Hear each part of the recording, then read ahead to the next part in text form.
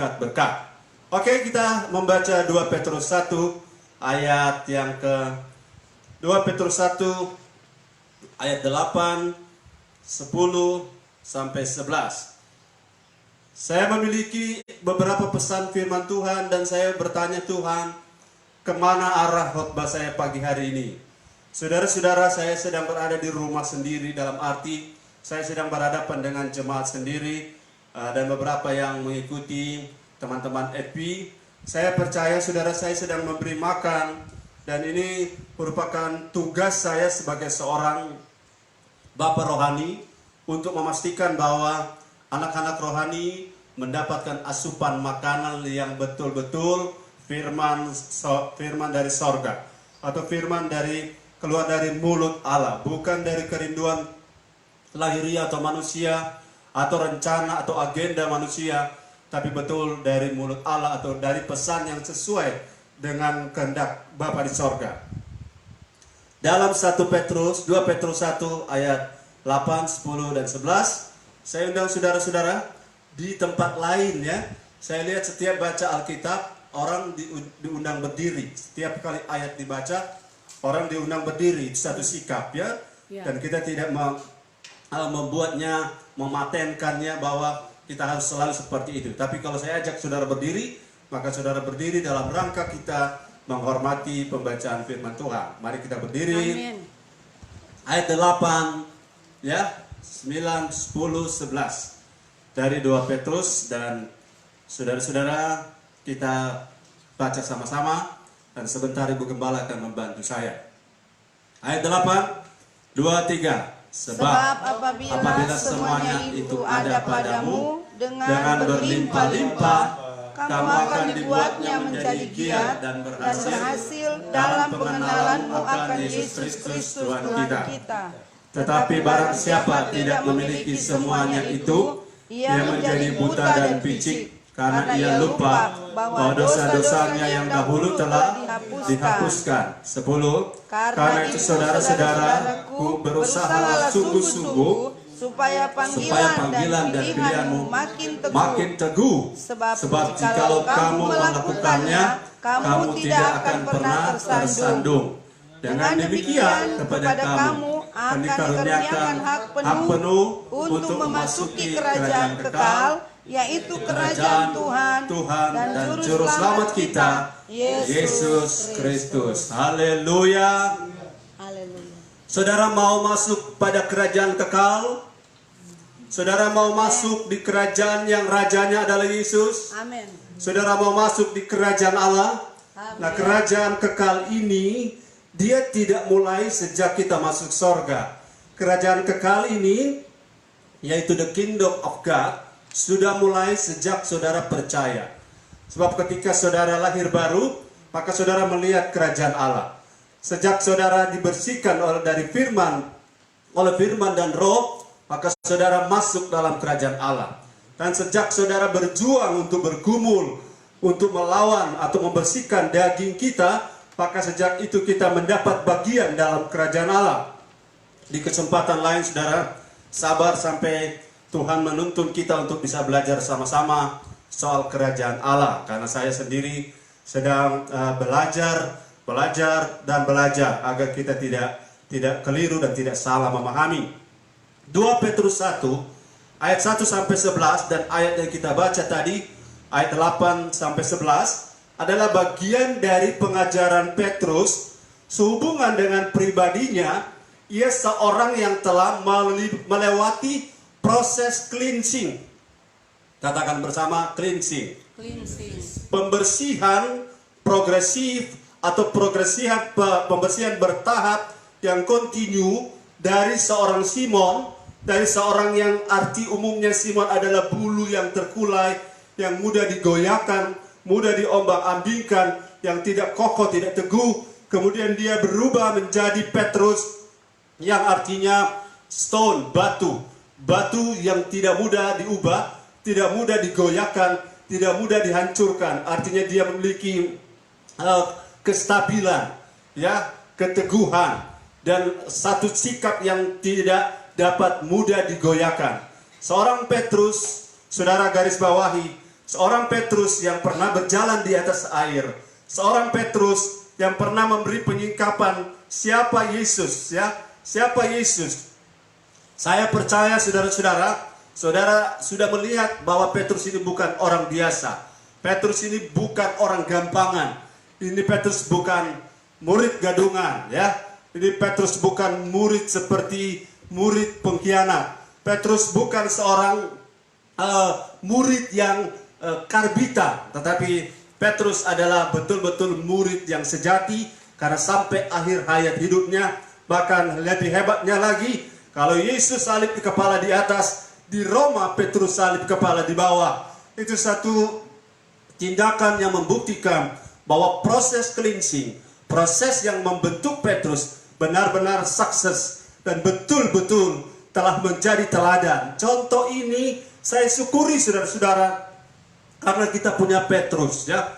Petrus menjadi tokoh secara historis dan tokoh secara religius, tokoh secara spiritual yang Tuhan tempatkan tepat di hadapan kita, agar kita belajar tentang bagaimana kita menyerah, bagaimana surrender, bagaimana kita berserah untuk dibentuk dan diproses oleh Tuhan. Katakan bersama, dibentuk Tuhan. Dibentuk Tuhan. Haleluya. Nah, dalam pembacaan ini, saudara-saudara, kita sudah baca pada minggu lalu, Maleakhi pasal 3 ayat 1 sampai 4. Maleakhi pasal 3 ayat 1 sampai 4. Kita melihat ayat-ayat ini. Oke, kita baca. Maleakhi 3 ayat 1 sampai ayat yang keempat. Lihat, aku menyuruh utusanku supaya ia mempersiapkan jalan di hadapanku. Dengan mendadak Tuhan yang kamu cari itu akan masuk ke bait-Nya. Malaikat perjanjian yang kamu kehendaki itu, sesungguhnya ia datang, firman Tuhan semesta alam. Siapakah yang dapat tahan akan hari kedatangannya? Dan siapakah yang dapat tegak berdiri apabila ia menampakkan diri? Sebab ia seperti api tukang pemurni logam, dan seperti sabun tukang penatu. Ia akan duduk seperti orang yang memurnikan dan mentahirkan perak, dan ia akan mentahirkan orang Lewi, menyucikan mereka seperti emas dan seperti perak, supaya mereka menjadi orang-orang yang mempersembahkan korban yang benar kepada Tuhan. Maka persembahan Yehuda dan Yerusalem akan menyenangkan hati Tuhan, seperti pada hari-hari dahulu kala dan seperti tahun-tahun yang sudah-sudah. Ya, sampai situ. Saudara-saudara, di perjanjian lama sudah dijelaskan agar hidup kita ini menjadi sebuah korban yang benar kepada Tuhan, agar persembahan Yehuda, persembahan kita gereja sekarang di hari-hari ini kembali menjadi korban yang benar, menjadi korban yang berkenan Tuhan. Hidup kita, gereja kita dipersembahkan sebagai sesuatu yang membuat Tuhan disukacitakan. Maka ayat-ayat yang kita baca di Maleakhi pasal 3, Tuhan harus datang, dan dia datang seperti pemurni, tukang pemurni logam. Dia datang dengan api, dan dia datang seperti sabun tukang penatu. Dia datang membersihkan kita. Api itu membersihkan dan sabun itu membersihkan.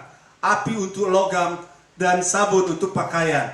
Pakaian kita dibersihkan dan hati kita dibersihkan.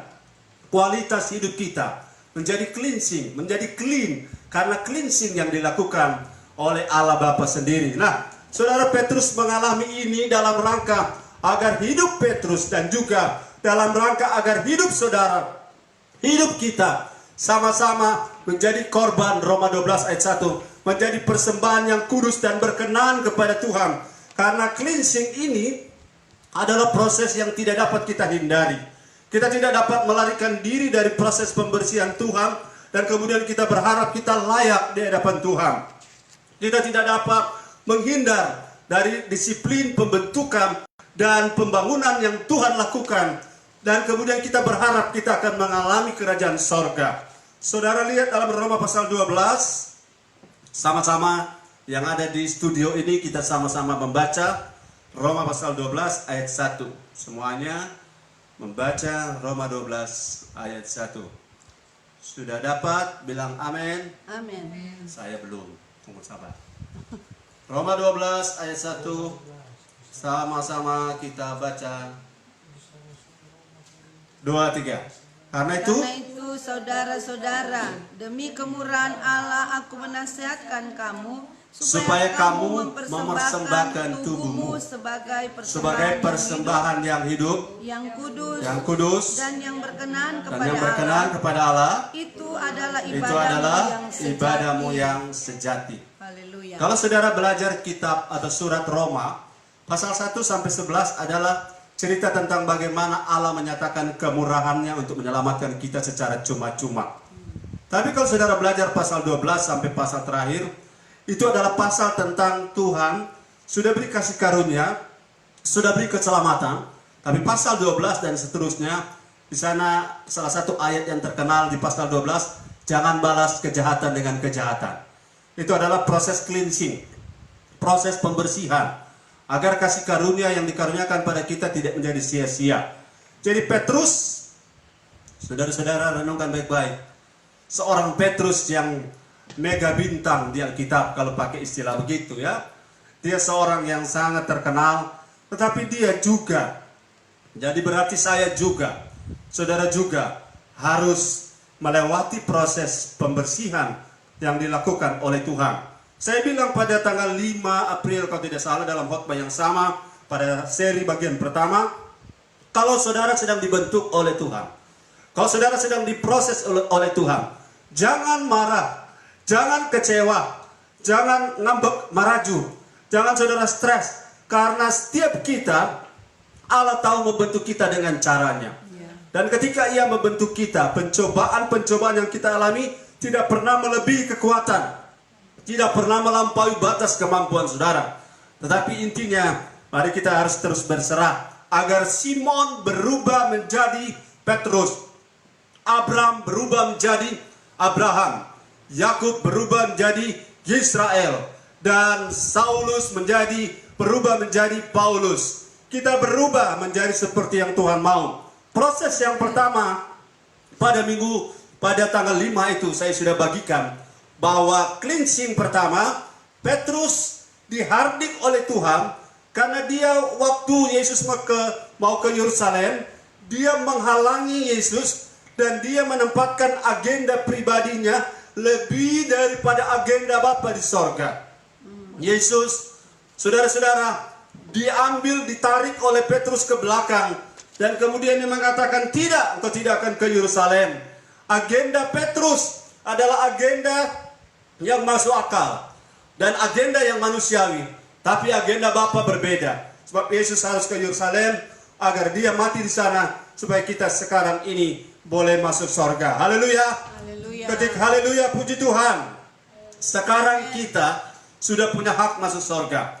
Tapi sekarang yang kedua, cleansing yang kedua, ini perlu saudara, karena semua orang pernah baca, pernah dengar ini cerita tentang Lukas 22 ayat 54. Ini cleansing yang kedua.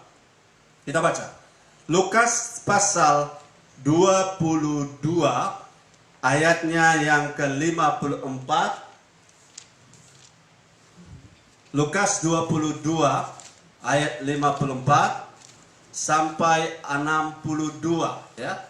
Lukas 22 ayat 54. Ini cleansing yang dialami oleh Petrus yang kedua menurut urutan yang saya berikan. Ayo silakan dibaca ayat 54. Ayat 54. Lalu Yesus ditangkap dan dibawa dari tempat itu. Ia digiring ke rumah imam besar dan Petrus mengikut dari jauh. Di tengah-tengah halaman rumah itu orang memasang api dan mereka duduk mengelilinginya. Petrus juga duduk di tengah-tengah mereka. Seorang hamba perempuan melihat dia duduk dekat api. Ia mengamat-amatinya lalu berkata, juga orang ini bersama-sama dengan dia. Tetapi Petrus menyangkal, katanya, bukan, aku tidak kenal dia. Tidak berapa lama kemudian seorang lain melihat dia lalu berkata, engkau juga seorang dari mereka. Tetapi Petrus berkata, "Bukan, aku tidak." Dan kira-kira sejam kemudian seorang lain berkata dengan tegas, Ya. "Sungguh orang ini juga bersama-sama dengan dia, sebab ia juga orang Galilea." Tetapi Petrus berkata, "Bukan, aku tidak tahu apa yang engkau katakan." Seketika itu juga, sementara ia berkata, berkokoklah ayam. Lalu berpalinglah Tuhan memandang Petrus. Maka teringatlah Petrus bahwa Tuhan telah berkata kepadanya, "Sebelum ayam berkokok pada hari ini, engkau telah 3 kali menyangkal aku." Lalu ia pergi keluar dan menangis dengan sedihnya. Haleluya. Haleluya. Saudara ingat cerita ini, Petrus waktu Yesus di malam perjamuan mengatakan, "Kamu semua imanmu akan tergoncang.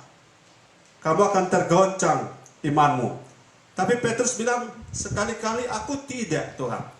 Aku tidak." Bahkan dia mengatakan pada bagian lain bahwa pasal 22 ayat 33, saudara lihat pasal 22 ayat 33, jawab Petrus, silakan.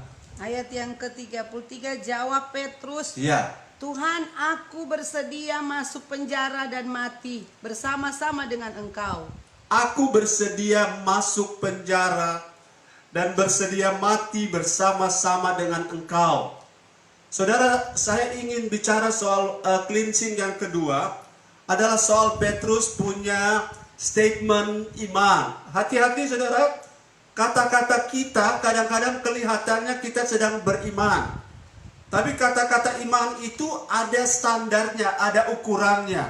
Ya. Ada ukuran, ada standar ya. Sebentar saya akan memberi perbedaan antara kata-kata percaya diri yang sifatnya kristosentris dengan percaya diri yang humanistik, berpusat kepada manusia. Jadi jangan salah saudara-saudara, kalau saudara mengucapkan kalimat, "Tuhan, aku bersedia masuk penjara dan bersedia mati bersama-sama dengan engkau." Ini adalah statement kalau kita baca sebelum. Nah, pada waktu ayat 33 muncul, belum ada peristiwa Petrus menyangkal ya, belum ada, belum terjadi. Jadi orang menganggap ini ucapan Petrus ini luar biasa. "Tuhan, aku bersedia mati. Tuhan, saya melayani Tuhan walaupun lapar tetap melayani." Tunggu dulu, betul-betul ini karena spirit organisasi atau spirit karena Tuhan. Kami dulu punya angkatan di sekolah kita Pelangoan, angkatan 45, ada slogan yang teman saya, seorang teman yang saya sebut Daud Lumombo, bersama-sama dia selalu sebut patah kalau patah. Nah, itu statement patah kalau patah, sudah betul-betul ada yang masih bertahan tapi ada juga yang sepatah. Kenapa? Karena statement kita harus jelas dasarnya apa. Ini yang disebut dengan cleansing. Ya, saudara bilang saya kuat, ya puji Tuhan, itu iman. Tapi iman kita harus dibersihkan dari sisi dasarnya apa? Dasarnya sesuatu yang sifatnya kuat, kokoh, itu cuma berdasar pada Yesus. Amin. Setuju bilang amin. Amin. Batu karang yang teguh adalah Yesus. Batu karang yang teguh adalah Tuhan Yesus. Batu karang yang teguh bukanlah percaya diri yang humanistik. Percaya diri yang psikologis. Itu berbeda Bapak Ibu Saudara ya. Dalam konteks gereja, kadang-kadang saudara, ini dibersihkan dalam konteks kita kadang-kadang mengatakan sesuatu bukan karena kita mengekspresikan iman, tetapi Tuhan tahu apa isi hati kita ya. Haleluya. Haleluya. Haleluya. Haleluya. Wah, gereja kita kuat. Gereja kita kuat, hati-hati. Kuat karena apa? Karena uang. Kuat karena apa? Karena ada backing dari belakang. Ada ekonomi yang stabil di jemaat. Gereja kita kuat karena ada banyak dokter. Beda dengan kalau kita berkata gereja kita kuat karena andalan kita satu-satunya yang kuandalkan adalah Yesus. Amin. Oh, bilang amin. Amin. Haleluya. Haleluya. Saudara menganggap ini sesuatu yang klise, sesuatu yang klasik, tetapi ini yang fundamental. Amin. Ini yang dasar ya. Artinya Kalau saudara mengaku saya kuat, puji Tuhan. Saya bisa, puji Tuhan. Tidak ada yang mustahil, puji Tuhan. Ya. Tapi hati-hati, saya membaca dalam sebuah artikel New Age Movement. Mereka mengatakan, kamu bisa. Tapi saudara, kamu bisa tanpa Yesus. Bagi Tuhan tak ada yang mustahil, itu Kristen. Tapi orang lain mengatakan, bagiku tak ada yang mustahil, itu bukan Kristen. Ya. Haleluya. Haleluya. Bagi Tuhan di dalamku tak ada yang mustahil, itu Kristen sejati. Tapi bagiku tak ada yang mustahil tanpa Yesus. Karena tidak disebutkan, karena ini diucapkan di kelas-kelas sekuler. Orang-orang mengatakan saya bisa, bahkan di dunia olahraga orang berkata kamu bisa. Spirit ini berbeda, Bapak Ibu. Spirit ini landasannya berbeda dengan kalau kita mengatakan kamu bisa karena Yesus. Saudara menangkap ini pesan saya?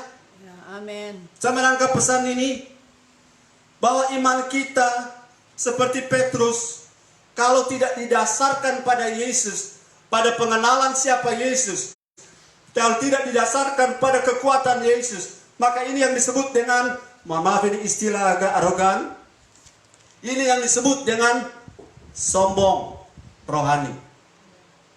Haleluya. Haleluya. Atau orang kuat kabal. Kabal karena apa? Karena percaya diri. Tapi kebal ini hanya Yesus yang kebal. Haleluya. Haleluya. Saya sengaja berhenti supaya saudara renungkan. Saudara rasa aman sekarang karena apa? Karena punya keluarga dokter. Saudara rasa aman sekarang karena apa? Punya anak yang bisa kasih makan. Saudara rasa aman kenapa? Punya rekening yang masih ada cadangannya cukup lumayan. Tapi tahu kalau rekening itu saudara akan jadi tidak punya arti apa-apa kalau dolar menjadi satu dolar menjadi 500.000. Maka 10 juta tinggal 20 ya, tinggal 20 rupiah dolar. Kenapa? Karena dasar yang benar dari iman bukan sesuatu yang sifatnya lahiriah. Atau saudara mengatakan ada yang lebih hebat ya. Sekali Yesus tetap Yesus. Amin. Itu yang benar. Daripada sekali Pentakosta tetap Pentakosta. Atau saudara-saudara sekali Betel tetap Betel. Tapi yang benar adalah sekali Yesus tetap Yesus. Ketik di situ sekali Yesus tetap Yesus. Haleluya. Haleluya. Haleluya. Gereja sekarang sedang di-cleansing. Jemaat sedang dibersihkan. Kita semua sedang dibersihkan oleh Tuhan. Kenapa? Karena kalau kita merasa bahwa kita teguh berdiri, kalau kita merasa kita kokoh hari ini, hati-hati kita perlu terangi, teropong, dan telisik kembali, kita teguh karena siapa? Kita berdiri kokoh karena siapa? Saudara-saudara, kadang-kadang juga saya keliru. Misalnya, saya begini karena ada orang yang mendoakan saya. Betul. Saya begini karena istri saya mendukung saya. Betul. Tapi kalau Tuhan Yesus tidak dukung, siapa bisa bertahan? Haleluya. Engkau ada hari ini bukan karena apa yang engkau miliki, status, jaminan ekonomi, jaminan sosial, karena engkau memiliki pendapat. Ada bukan karena jaminan keamanan asuransi. Engkau ada hari ini, engkau hidup, engkau melayani, bukan karena ada supply dari organisasi atau dari badan-badan sosial. Engkau masih hidup. Tapi saya percaya kalau kita hidup dengan iman hari ini, bukan lagi kita yang hidup, tapi Kristus yang hidup dalam kita. Kristus yang dalam kita, yang memberi kita tenaga, memberi kita power, memberi kita dorongan. Dorongan yang dari dalam ini yang Yesus sedang cleansing kepada Petrus. Amin. Oke, engkau bersemangat itu baik. Engkau bergairah itu baik. Tapi gairahmu tidak didorong oleh karena engkau akan dapat uang. Gairahmu engkau melayani bukan karena engkau dapatkan penghormatan. Gairah engkau melayani bukan karena engkau dapatkan pujian. Ya. Bergairah bukan karena engkau dapatkan bantuan. Tapi gairah dari dalam kita. Iman, spirit dalam kita, roh kita bergelora karena ada Kristus. Amin. Haleluya. Ya. Ada Kristus dalam kita. Yes. Dan ini dasar yang tidak akan pernah tergoncangkan oleh apapun. Amin. Dasar yang lain akan goncang.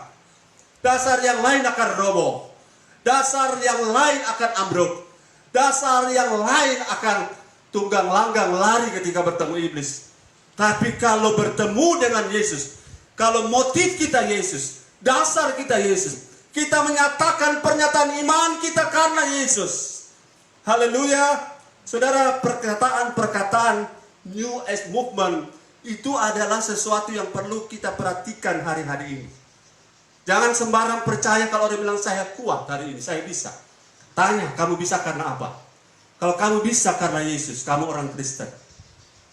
Segala perkara dapat kita tanggung di dalam siapa? Halo, segala perkara dapat kita tanggung di dalam siapa? Tuhan Yesus. Di dalam Yesus. Iya. Segala perkara dapat ku tanggung di dalam Yesus yang memberi kekuatan. Yes. Amin. Jadi mari ubah paradigma karena Tuhan lagi bersihkan kita. Halo. Haleluya. Kita para pendeta, para gembala tidak hidup karena jemaat besar. Kita para pendeta tidak hidup karena orang-orang membantu keuangan kita. Kita hidup karena Kristus yang memelihara kita. Amin. Haleluya. Haleluya. Itulah yang dilakukan Tuhan sendiri terhadap Petrus, tokoh yang kita banggakan, tokoh yang jadi teladan kita, tokoh yang banyak orang, bahkan semua orang Kristen kenal dia, dan dia betul-betul menangis ketika Tuhan menoleh kepadanya. Dan Tuhan tidak ngomong seperti orang kebanyakan itu kan, tak sebilang toh, itu kan, tak sebilang. Nah, Yesus hanya menoleh, Yesus hanya melihat dia dengan mata belas kasihan. Tuhan melihat kita hari ini dengan mata belas kasihan. Apa yang menjadi dasar engkau memperkatakan perkataan iman? Saya pernah dengar orang ngomong begini, oh torang kok bisa? Oh gembala torang aman? Oh torang, tunggu dulu, bisa dan aman karena apa? Bisa dan aman karena siapa? Petrus yang hebat, pernah berjalan di atas air. Haleluya. Pernah mengakui dan memproklamasi Yesus adalah Mesias, anak Allah yang hidup. Dia orang yang sama. Masih diizinkan Tuhan untuk dibersihkan. Dasar dari imannya apa? Sebab 3 kali dia ngomong, aku tidak pernah kenal dia. Eke tidak kenal dia. Oh. Saudara tidak kenal Yesus hanya karena perempuan, anak hamba yang kecil. Eke tidak kenal dia. Kenapa?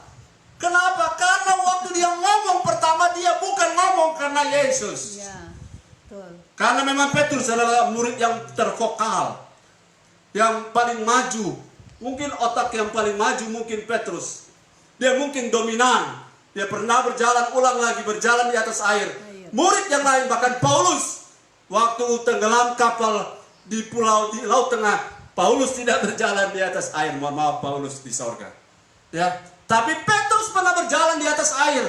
Tapi apakah itu cukup untuk membuat Tuhan berhenti memproses, membentuk orang Petrus?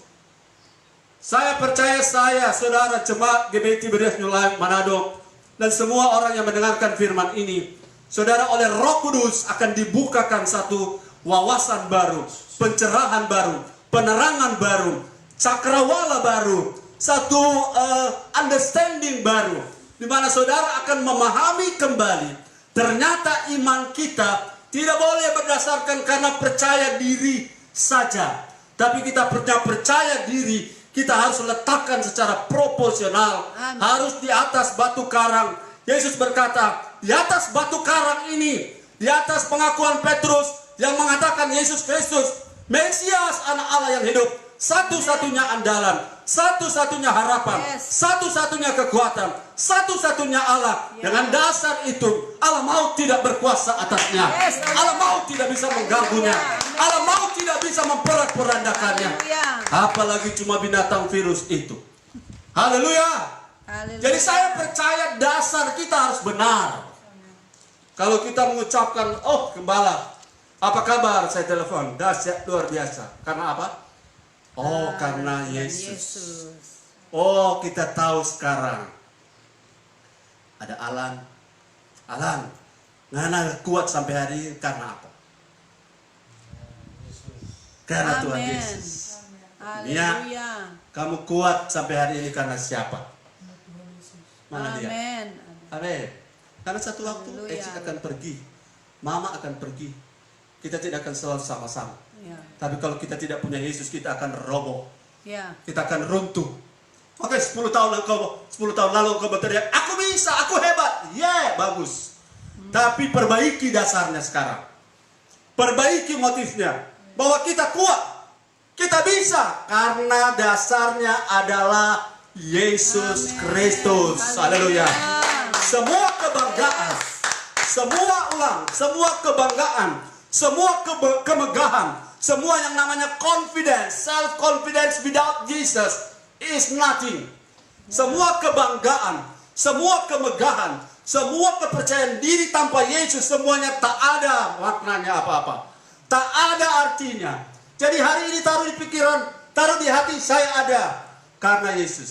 Amin. Haleluya. Haleluya. Saya ulang-ulang karena supaya saudara jangan tertipu dengan ajaran kelihatan benar tapi dasarnya salah. Ya. Ada orang mengatakan, saya bisa karena saya bisa.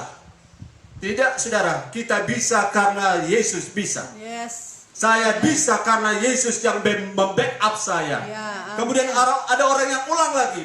Bagi saya tidak ada yang mustahil. Kedengarannya ini Alkitabian. No. Bagi Tuhan yang dalam saya Amin. tidak ada yang mustahil. Yes. Kalau saudara mengatakan bagi saya, ya, for me is nothing impossible. Itu adalah ucapan agama sekuler, agama yang menempatkan Yesus sebagai pusat sentral dari iman. Ya. Haleluya. Jadi kata-kata positif itu baik, malah baik daripada engkau negatif. Tapi kata-kata positif without Jesus, tanpa Yesus sebagai dasar, engkau akan berhadapan dengan fakta. Hanya dengan seorang anak kecil yang konfirmasi, ini salah satu murid Yesus. Seperti Petrus, engkau akan dengan mudah mengatakan, aku tidak kenal dia. Bukan main, saudara. 3,5 tahun makan minum, 1 bantal, 1 piring, 1 meja. Tetapi waktu dikonfirmasi, bukan dikonfirmasi, dikonfrontasi. Ini adalah salah satu dari mereka, dan nyata dari logatnya orang Galilea. Petrus bilang, I don't know him, I don't know Jesus. Satu waktu kalau saudara lapar, ini kelaparan sudah mewabah, kalau saudara tidak ada makanan, kemudian orang tawarkan, saya kasih kamu uang, saya kasih kamu mujizat, tapi kamu tinggalkan Yesus. Saya lihat ada orang yang tinggalkan Yesus hari-hari ini gara-gara makanan, gara-gara kesulitan ekonomi. Kalau engkau punya iman cuma karena engkau Kristen dari nenek moyangmu, itu belum tentu Kristus. Ya. Kalau engkau orang Kristen karena papamu seorang pendeta, itu belum Kristen, belum Kristus yang di dalammu. Ya. Kalau engkau Kristen karena mamamu seorang pelayan, papamu seorang pelayan di gereja, dan engkau otomatis jadi anggota gereja, dan engkau mengatakan engkau Kristen, tunggu dulu, iman akan diuji secara pribadi, personal, tidak secara kolektif. Kalau Petrus diuji dan 12 murid ada di situ, maka Petrus mungkin akan mengatakan, ya, saya salah satu dari murid. Tapi karena dia diuji sendiri-sendiri, saudara, kita akan diuji sendiri-sendiri. Ya. Betul. Haleluya. Kita tidak akan diuji kalau secara psikologis, sosial psikologis. Orang kalau rame itu berani. Orang kalau banyak-banyak, lihat kalau kerusuhan, demo, wow, hebat, berani. Tapi setelah ditangkap polisi satu-satu, rupa tikus basah, kucing basah. Kenapa? Orang cuma berani kalau banyak. Petrus diuji secara personal, dia tidak diuji secara kolektif. Jadi ketika 12 murid ada bersama dengan dia tidak diuji waktu itu, tapi dia diuji waktu dia sendirian. Iman saudara saat ini sedang diuji. Kepada siapa engkau bergantung? Kepada siapa engkau berharap? Kepada siapa? Dan semua yang engkau harap yang bukan Yesus akan digoncang. Semua yang engkau gantungkan harapanmu, ya, hold on. Engkau taruh gantunganmu bukan pada Yesus, semuanya satu saat akan digoncang. Haleluya. Kenapa bilang haleluya Pak Gembala? Saya yakin iman saya tidak akan tergoncang kalau saya terus ada dalam Yesus. Kalau Yesus ada dalam saya, Christ in me, I in Christ. Yesus dalam saya dalam Kristus. Kita tidak akan tergoncangkan. Yes. Kerajaan satu-satunya yang tidak akan tergoncangkan adalah kerajaan Allah, yang rajanya adalah Yesus. Ya, amin. Negara bisa bangkrut, saudara-saudara. Kalau utang luar negeri, dolar naik terus, maka rupiah anjlok. Itu bisa terjadi. Saudara-saudara, saya tidak berdoa untuk itu. Tapi ada negara yang uangnya bertebaran di jalan raya karena nilai tukarnya anjlok, saudara-saudara. Bagaimana tidak anjlok? $1 bisa 1 juta rupiah. Saudara mau beli apa? Saudara punya uang 10 juta cuma jadi $10. Dan ini merupakan satu krisis yang akan terjadi. Tapi kalau iman saudara bergantung, berdasar, bercokol pada Yesus, satu masalah bisa datang, saudara bisa mengatasinya. 2 masalah bisa datang. Saya bilang di satu kesempatan yang lain di bagian khotbah di beberapa hari yang lalu, masalah bukan masalahmu yang sebenarnya. Masalahmu yang sebenarnya adalah kapasitas kedewasaanmu, kapasitas rohmu. Ketika rohmu membesar, saudara, ketika rohmu membesar, krisis ekonomi bisa terjadi, tapi janda di Sarfat diberi makan oleh Tuhan. Amin. Ketika masalahmu, ketika problemamu membesar, tapi saat engkau perbesar, dasar imanmu engkau perjelas, engkau pastikan hanya Yesus. Saudara, tempayan yang diisi dengan buli-buli yang kecil, ratusan tempayan bisa penuh. Hanya dengan sebotol buli-buli janda di zaman Nabi Elisa. Saya yakin itu akan terulang sekarang. Saya yakin akan terjadi. Padang gurun yang tidak ada pohon, apalagi pohon pisang. Pohon pisang roho. Orang mau dipotong, orang mau bikin pisang goreng. Di padang gurun tidak ada, saudara-saudara. Tapi karena ada Allah yang menyertai, Allah Yehova Jireh, Allah mengirimkan mana, Allah mengirimkan burung puyuh, daging-daging untuk dimakan. Jadi kalau saudara punya dasar yang saudara ikuti selama ini, imanmu berdasar, berdiri di atas Yesus, krisis ekonomi, krismon boleh melanda siapapun, negara manapun. Tetapi saudara, orang-orang yang benar, anak-anak Allah, orang-orang yang mencari Tuhan, orang-orang yang takut akan Tuhan, tidak akan kekurangan sesuatu pun yang baik. Amen. Tidak akan kekurangan. Garis bawahi, Tuhan adalah gembalaku. Tuhan adalah gembalaku. Amen. Tak akan kekurangan aku. Yes. Tapi dasarnya harus perbaiki. Amin. Perbaiki. Kalau engkau mulai gelisah hari ini karena kebutuhanmu mendesak, engkau gelisah karena engkau mulai stres, saudara mulai koreksi. Jangan-jangan dasarmu bukan Yesus. Jangan-jangan dasarmu adalah karena engkau punya rekening. Ya. Jangan-jangan dasarmu karena engkau punya usaha. Dan kalau usahamu bangkrut, engkau akan stres lebih berat. Ya. Tapi kalau engkau punya Yesus, sesudah musim ini lewat, kau akan melihat kemuliaan Allah. Amin. Kau akan melihat mujizat.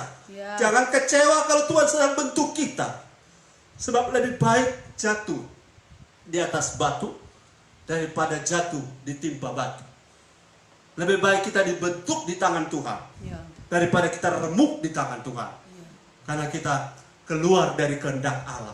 Hari ini saya tekankan dasar imanmu. Saya tekankan kembali konfirmasi, saya ini hidup karena siapa? Aku ada, bukan karena aku ada. Aku ada, bukan karena aku bisa.